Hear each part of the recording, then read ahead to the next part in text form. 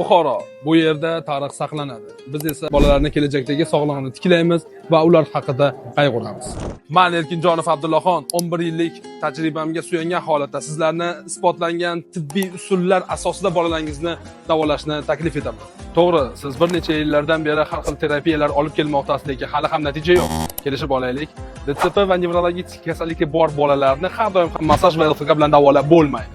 Asos LFK passiv harakatlarni tiklash va trofikani yaxshilab beradi. Massaj qon aylanish va mushaklarning zo'riqishini oldini olib beradi. Shunday ekan, nega biz bolani neyroreabilitatsiya qilib harakatga keltirish o'rniga avval keraksiz muolajalar bilan vaqt yutqazamiz. Keyin esa samarasi kam bo'lgan massaj va LFKlar bilan cheklanib qolyapmiz. Neyroreabilitatsiya bu kompleks yondashuv. Bolaning nevrologik rivojlanishi va funksional holatini juda ham yaxshilab beradi. Bizning klinikada neyroterapevtik usullar, ya'ni Voita, Bobot, Corvit apparatlari, undan tashqari yana faollashtiruvchi stimulyatsiya apparatlari, logoped, neyropsixolog va adaptologlar bor.